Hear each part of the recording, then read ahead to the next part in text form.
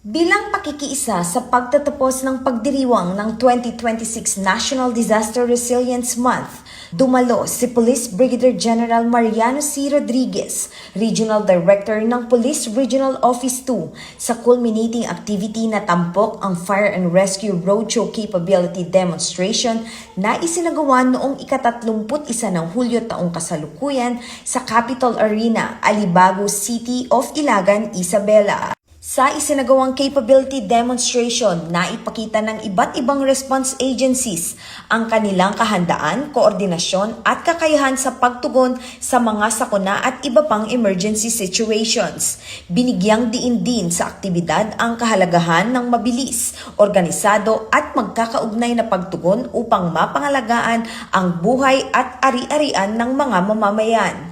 Bilang pangunahing katuwang sa pagpapanatili ng kaayusan at kaligtasan ng publiko, muling pinagtitibay ng Police Regional Office 2 ang suporta nito sa pagpapalakas ng interagency collaboration at pagpapatupad ng mga programang nakatuon sa disaster preparedness at resilience. Sa pamamagitan ng patuloy na pakikipag-ugnayan sa mga partner agencies at lokal na pamahalaan, nananatiling matatag ang pangako ng Valley Caps na maihatid ang serbisyong mabilis, tapat at nararamdaman sa buong lambak ng Cagayan. Mula dito sa lambak ng Cagayan, ako ang inyong PNN correspondent, Patrolwoman Lainey Lorenzo, alagad ng batas, tagataguyod ng Balitang Pulis.